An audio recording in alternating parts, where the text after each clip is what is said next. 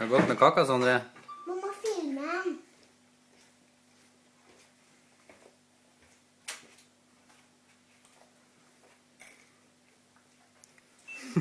Kikker alle på deg. Nå er stille du da. Var du så stille? Sondre. Sondre. Nå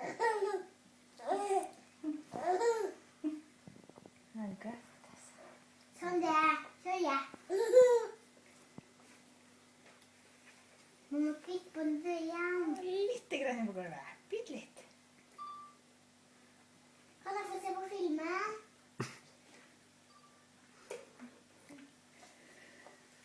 Ja, så godt, altså. Ja. Mamma, kan jeg få lov til å se på filmen? Skal du ikke ha mer? Skal du ikke ha mer kaka? Er du ferdig å spise nå? Nei. Var det litt heftig? Du får vondt i magen. Sånn, ja. Ja, det blir nok litt baller ut av det her, ja.